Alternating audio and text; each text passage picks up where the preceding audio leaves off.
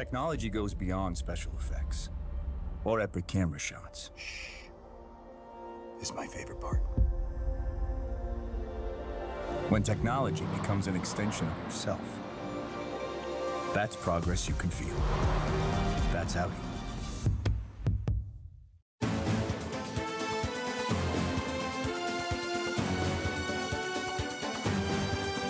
Agora, Nuno Tiago Pinto. Sejam bem-vindos ao Repórter Sábado. Há cada vez mais casos de cancro em jovens adultos. Estudos recentes indicam que nas últimas 3 décadas houve um aumento de 80% dos diagnósticos de cancro em pessoas com menos de 50 anos. Lidar com a doença nesta fase da vida é um desafio para profissionais de saúde e doentes. Há quem perca a intimidade em casal, quem tenha de lidar com o medo precoce de morrer e quem viva com o fantasma do regresso do cancro. No programa desta semana contamos-lhe a história de 3 mulheres que enfrentaram a doença e tentamos perceber por que está o número de casos a aumentar.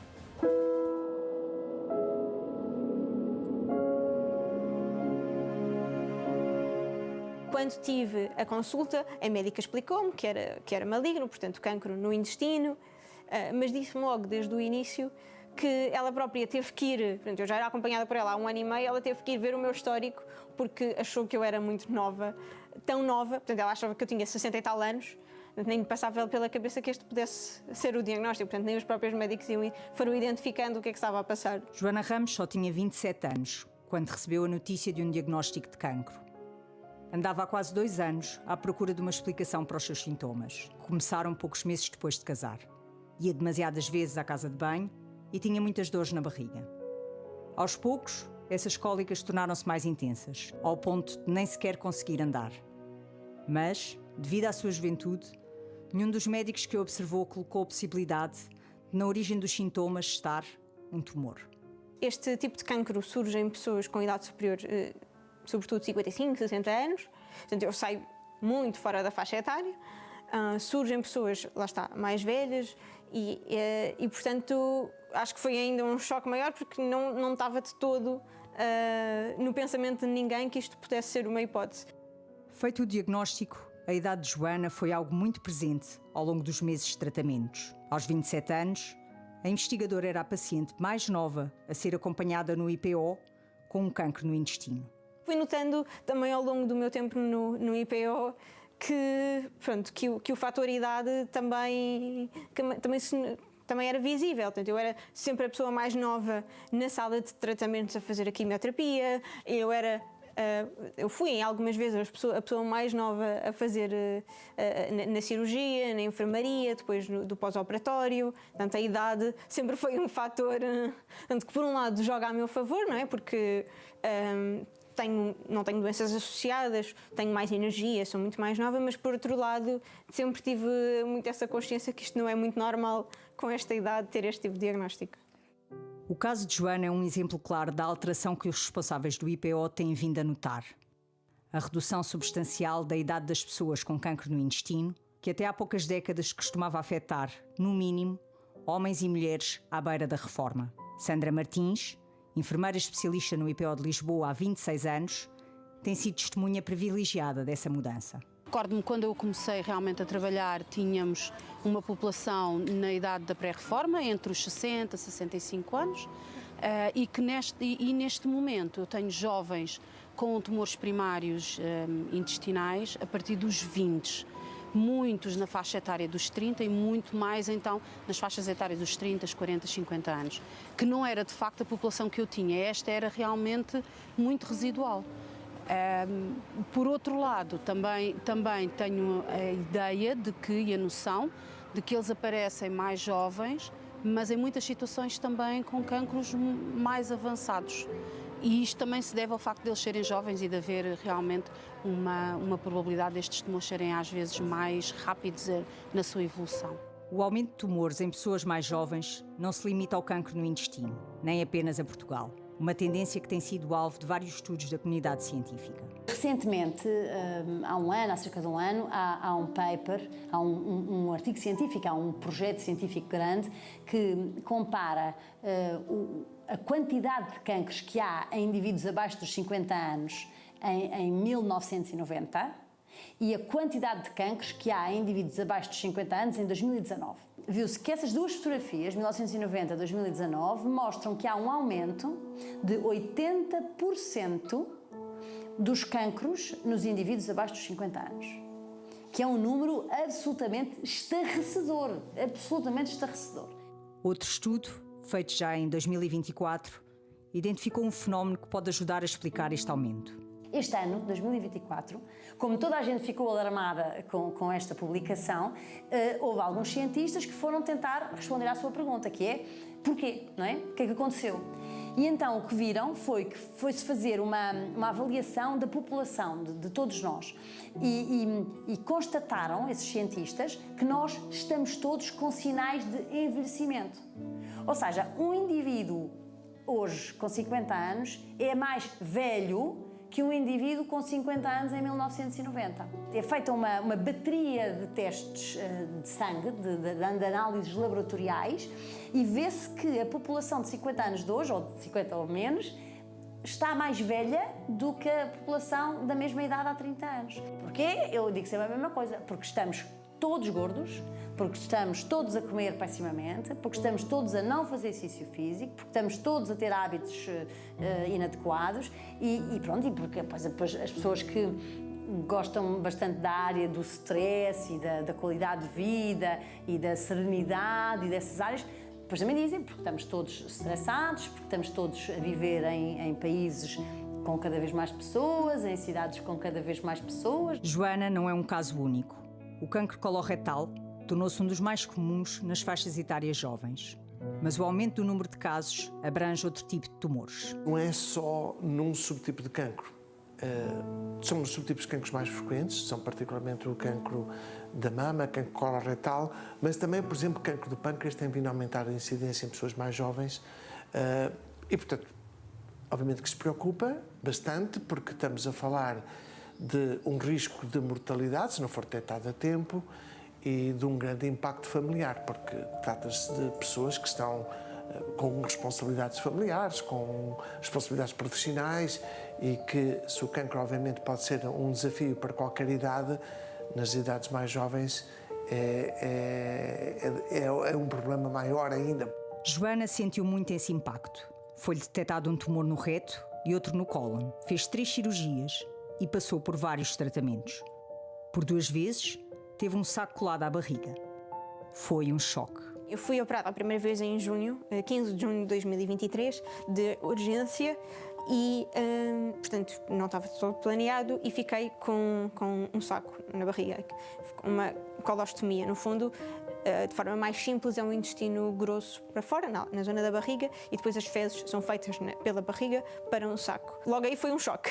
Foi uma fase de adaptação um bocadinho difícil, não é? Mas que acho que sempre pautou um bocado todo este processo. Eu não sei se outras pessoas sentem a mesma coisa, mas eu acho que fui sentindo isso, que é um processo que todo este ano foi de muita adaptação.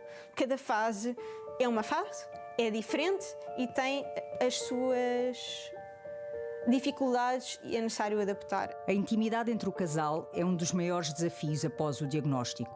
Outro problema é o da fertilidade, que pode ser posto em causa por causa dos tratamentos. Joana teve a possibilidade de congelar os seus óvulos, mas isso implicaria poder agravar o seu estado de saúde. No caso das mulheres é mais complicado, e mais uma vez foi aquilo que se passou com a Joana, que foi ter que se fazer uma pausa entre início de tratamentos. Nós tínhamos tudo preparado para quando ela estivesse pronta após a colheita dos ovos, mas isso iria implicar uma perda que no mínimo seria de 1 mês, no mínimo.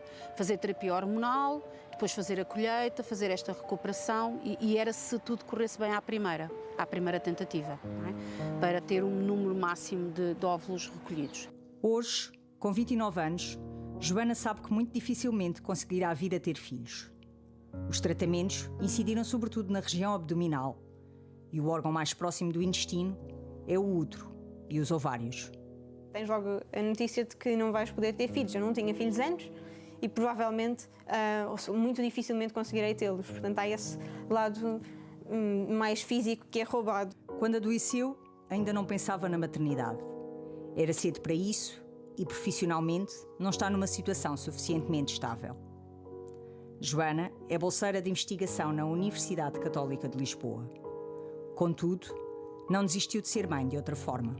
Nós agora equacionamos outras possibilidades, como a adoção, que se calhar nunca equacionaríamos sem este diagnóstico, que se calhar também acaba por ser uma coisa boa, mas acho que fiquei muito mais consciente disso e dessa impossibilidade. Joana nunca pôs baixa, nem deixou de trabalhar. Chegou a levar o computador para o hospital para usar durante as sessões de quimioterapia. Mas sempre que podia, ia até à Católica, trabalhar no gabinete junto à biblioteca da universidade. Agora é um bocado aquela ânsia de viver, de experimentar coisas, no fundo, bem, não foi isto que acabou comigo, portanto agora vou experimentar tudo aquilo, vou arriscar e vou fazer coisas que antes se calhar tinha algum receio.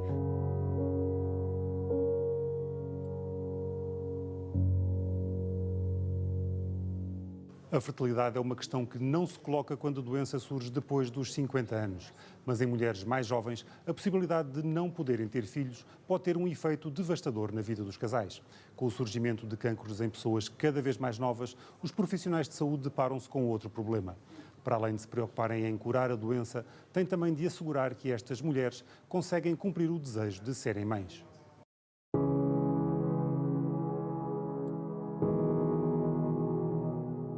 Wanda Amaral tinha 28 anos quando recebeu o diagnóstico de cancro da mama triplo negativo.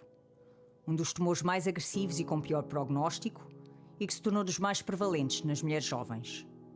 De tudo o que ouviu naquela primeira consulta, a possibilidade de não poder ser mãe foi o mais complicado de gerir. O médico dizer que eu poderia ficar infértil com os tratamentos, pela agressividade que os tratamentos são, no fundo.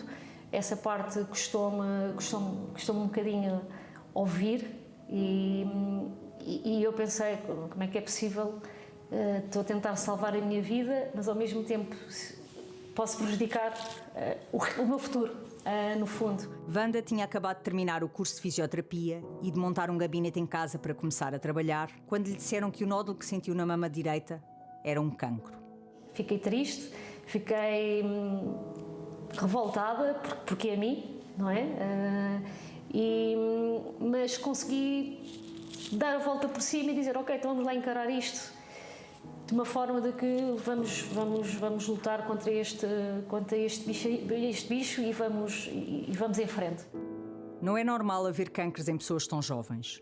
A comunidade científica admite que alguma coisa está a falhar, mas continua a ter mais perguntas do que respostas. Não sabemos bem porque é que isto está a acontecer. Há hipóteses, mas não sabemos ainda porque é que está a acontecer. São somente conjecturas e que precisam de uma comprovação científica no futuro. Nós não sabemos se tem a ver com atrasos no diagnóstico, se tem a ver com, como sabemos, tivemos uma pandemia, não sabemos se o facto de ter havido infecções em massa, virais, com alterações do sistema imunitário inflamatório, se isto auxiliou ou não ao desenvolvimento de cancros nas pessoas. Todos nós como seres humanos, podemos ter células tumorais que estão em desenvolvimento, mas evidentemente o nosso sistema imunitário é capaz de resolver o crescimento dessas células imunitárias e eliminá-las. Quando este equilíbrio se perde, os cancros começam a ter uma representação clínica e terem um diagnóstico clínico. E se não for tratado a tempo, pode vir representar um desafio para a vida. Portanto, isto é um problema. Ter cancro da mama abaixo de 40 anos de idade, muitas dessas pessoas têm famílias, têm crianças e, portanto, isto é um impacto tremendo e muitas vezes não são diagnosticados precocemente. Alguns subtipos de cancro nestas mulheres são mais agressivos, portanto, põem mais risco em termos de mortalidade. E, portanto, depois também tem consequências dos tratamentos a médio e longo prazo. Portanto, isto merece uma atenção especial. Wanda cumpriu o protocolo de tratamento habitual para o seu tipo de cancro. Fez quimioterapia, cirurgia, radioterapia e só no final a reconstrução mamária. Ganhou peso, perdeu o cabelo, mas a sua verdadeira preocupação ao longo de todo o processo sempre foi outra. Quando a minha oncologista, a doutora Sofia, me diz: temos uma balança das antigas, 50% de probabilidade de sobreviver e 50% de probabilidade de não sobreviver, o que é que tu queres? Sobreviver? E então eu fiz tudo direitinho para não morrer. No fundo é isto, não é? Fiz tudo direitinho para conseguir sobreviver, para conseguir ver o todo o crescimento da minha família, ver construir uma empresa com uma das minhas melhores amigas. O meu objetivo era este, era ver o crescimento, o meu crescimento e o crescimento de quem me rodeia. Em Portugal, os dados mais recentes do Registro Oncológico Nacional são de 2020. Eles dizem-nos que cerca de 1/4 do total dos novos casos registados neste ano ocorreram em pessoas abaixo dos 50 anos. O cancro da mama é onde se nota mais este aumento. Dos 7.504 novos tumores, 900 surgiram na faixa etária entre os 45 e os 49 anos. No caso do cancro da mama, pode ser mais fácil encontrar uma explicação. Tem muitas vezes a ver com o adiar da maternidade. Não é só os filhos. Os filhos são protetores, as gravidezes de termo são protetores, o número de filhos e a idade com que se começa a ter filhos. A amamentação é protetora, porque durante o tempo que se está grávida e a amamentar, está-se em ciclos progestagénicos. Do ponto de vista hormonal, estamos a viver com a progesterona e não estamos a viver com o estrogénio, que é mais cíclico, não é? E, portanto, o estrogénio é provavelmente um pouco mais carcinogénico do que a progesterona. E, portanto, o tempo em que estamos em ciclos anovulatórios, em que não fazemos picos estrogénicos, temos mais protegidos. Antes de iniciar a quimioterapia, Wanda congelou os seus óvulos. Sabia que isso implicaria adiar o início dos tratamentos, mas decidiu arriscar. Foi encaminhada para a maternidade Alfredo da Costa e, num mês, passou por todo o processo. Ainda não sou mãe, mas fiz a criopreservação dos óvulos e, portanto, quem sabe, entretanto não sou mãe. Já passaram 8 anos desde o cancro. Wanda recebeu alta da consulta em fevereiro de 2024. Depois daquilo por que passou, decidiu fazer uma especialização em oncologia e ajudar outras pessoas com uma história semelhante à dela. Mulheres com linfoedema, uma das sequelas mais frequentes dos tratamentos, que se caracteriza pela acumulação de líquido no braço, e também mulheres que fazem reconstrução mamária. Há poucos profissionais com formação nesta área. Hoje, na clínica que abriu com uma amiga, no Parque das Nações, em Lisboa, recebe várias mulheres com estes problemas. Tem um espaço de ginásio e gabinetes próprios para os tratamentos. Eu senti a necessidade, tanto aprender um bocadinho mais sobre a fisioterapia na área da oncologia, mais direcionado para o cancro da mama. Então fiz uma formação. Fui aprender mais do que aquilo que eu também já tinha aprendido comigo, com o meu caso, com o objetivo de ajudar outras mulheres que tenham passado por todo este processo, ou só pela cirurgia, porque há casos que só passam pela cirurgia e depois a quimioterapia oral, não é? Isto depende de caso para caso, mas foi com esse objetivo de ajudar outras pessoas dentro daquilo que eu sei, dentro da força que eu tive para me curar, e então fiz essa formação.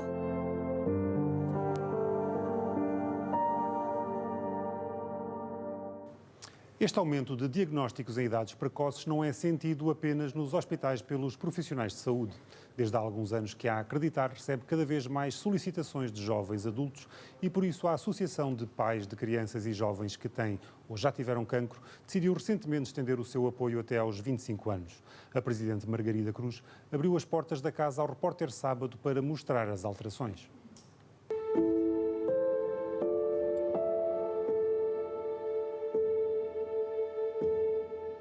Há cerca de 2 meses que as portas da Casa da Acreditar, em Lisboa, passaram a receber uma faixa etária mais velha do que a habitual. Jovens adultos, que ganharam espaços próprios com a ampliação das instalações, de 12 para 32 quartos. É Margarida Cruz, Presidente da Acreditar, quem guia o Repórter Sábado pelo novo edifício. Com elevador, soalho de madeira e que ainda achará novo. Estes quartos, a ideia é que sejam estes sim ocupados pela nossa população de jovens adultos. Portanto, nós detectámos sempre que estes jovens, na pouca experiência que tínhamos, vinham acompanhados de um cuidador, normalmente o pai ou a mãe. Em alguns casos pode ser também um companheiro, um marido, uma mulher, portanto depende.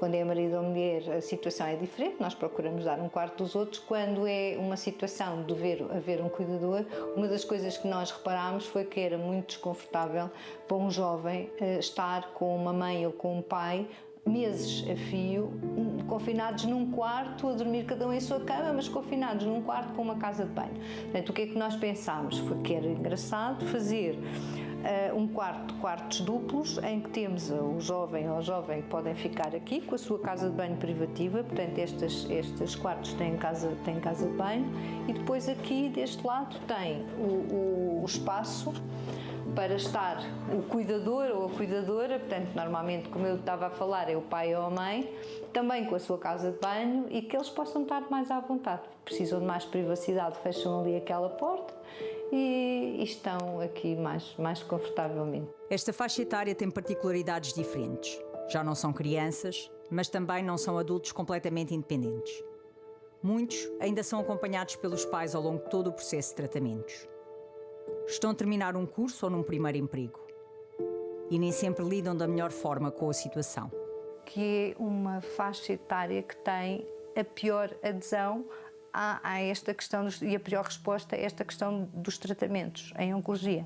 Em primeiro lugar, porque os diagnósticos acabam por ser um pouco mais tardios, porque estamos a falar de uma população que está numa idade que é quase invencível, não é? Portanto, é a idade em que não se vai tanto ao médico, que não existem tanto estas preocupações relacionadas com a saúde, e, portanto, isso às vezes leva a diagnósticos mais tardios, porque as pessoas estão menos atentas a determinado tipo de sinais, por um lado. Por outro lado, porque é um período na vida em que há muitas vezes alguma revolta, alguma negação da doença, o que leva a uma pior adesão às condicionantes dos tratamentos.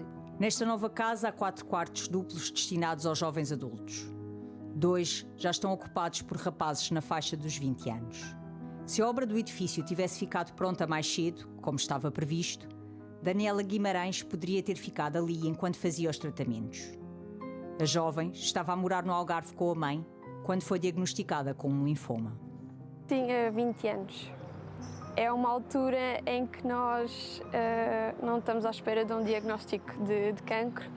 Pensamos que somos saudáveis, temos a vida toda pela frente e que queremos é fazer coisas, estar com os amigos, continuar os estudos.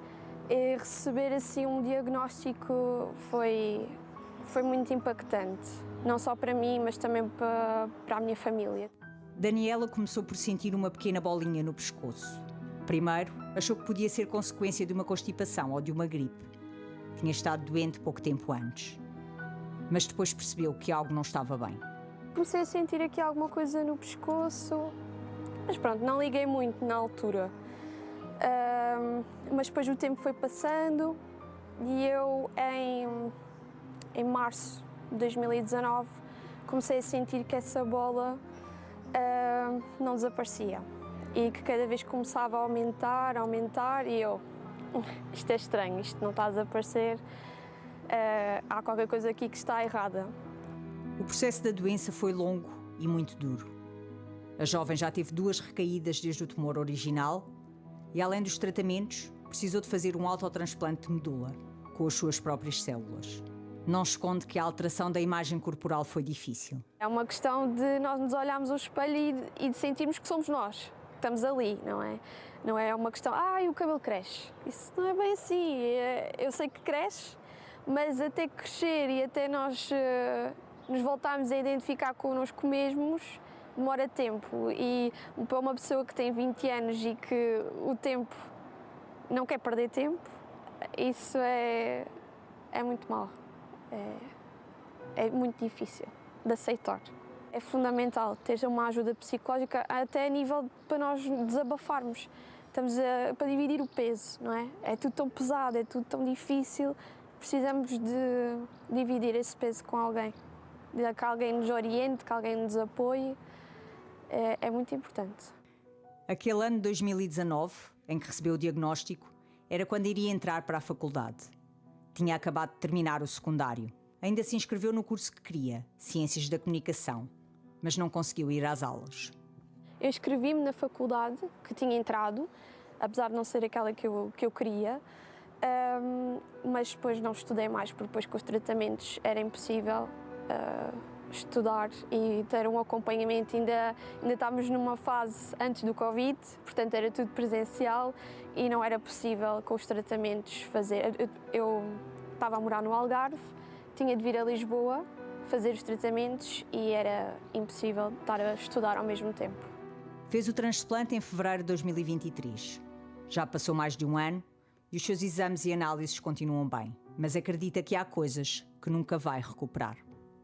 Eu perdi anos de juventude, perdi anos de convívio com pessoas, com amigos, com contactos que eu poderia ter feito. Eu tinha a ideia de fazer Erasmus na faculdade e infelizmente não consegui fazer. Eu poderia estar a aproveitar a vida, que é o que um jovem de 20 anos quer, é aproveitar ao máximo ou estudar, ou trabalhar, ou começar a pensar o que é que eu quero do futuro. E parece que nós, quando nos acontece uma situação destas, somos privados disso, não é? Ok, eu não sei se há futuro depois disto. Vamos ver como é que as coisas correm, não é? É difícil nós fazermos planos com uma situação destas. A juventude destes novos pacientes é uma preocupação para os profissionais de saúde, porque os tratamentos podem deixar sequelas para a vida. Há implicações, obviamente, do risco de vida para a pessoa, há implicações das consequências dos tratamentos, porque os tratamentos podem deixar consequências nas pessoas que perduram ao longo de muitos anos, consequências na fertilidade das pessoas, consequências também no sistema imunitário. Nós precisamos fazer, em alguns casos, quimioterapia nas pessoas após cirurgia. Há algum risco da quimioterapia a longo prazo, não é só o risco a curto prazo, há risco a longo prazo. As vezes vão ter algumas doenças em consequência por esse motivo. E, portanto, é muito importante nós encontrarmos, de uma forma inteligente, identificar quais são as pessoas que estão em risco, que programas de vigilância que devem estar, como é que nós podemos encontrar rapidamente, como é que podemos tratar e de uma forma que fiquem o menor número de consequências possíveis para essa pessoa. E, obviamente, sendo como primeiro objetivo a cura. E depois, com o mínimo de consequências possíveis a curto, a médio e a longo prazo. Passados 5 anos depois do diagnóstico e numa fase estável, Daniela está finalmente a terminar o curso de Ciências da Comunicação. Fez em junho os últimos exames na Faculdade de Ciências Sociais e Humanas em Lisboa. Mas é no polo da Universidade Nova em Carcavelos que passa mais tempo, a estudar. Depois de passar por um cancro tão jovem, o tempo pode trazer um sentimento agridoce. É possível fazer planos, mas também é provável que possa acontecer de novo. Tenho em mente fazer um mestrado, mas também gostaria muito de tirar assim um bocadinho para mim, que eu acho que não, durante este tempo todo nós não nos permitimos ter momentos nossos, não é? Porque estamos muito doentes, é muito difícil de lidar, também a nossa família é difícil para eles e, portanto, eu gostava muito de poder ter a oportunidade, agora que já tenho algumas vacinas e tudo e que me sinto melhor fisicamente, de fazer algumas viagens, de aproveitar e fazer alguns concertos, de ir ver alguns concertos, ir a festivais, tudo aquilo que uma pessoa de 20 anos queria ter feito e não fez. Estar garantido que está tudo bem e que isto não vai voltar, ninguém pode garantir e é sempre... Estamos sempre ali numa corda bamba. Será que isto já passou? Será que está tudo bem? Ou será que isto vai voltar? No final, nem sequer nos diz, olha, estás curado, está tudo bem, nunca mais te vai acontecer.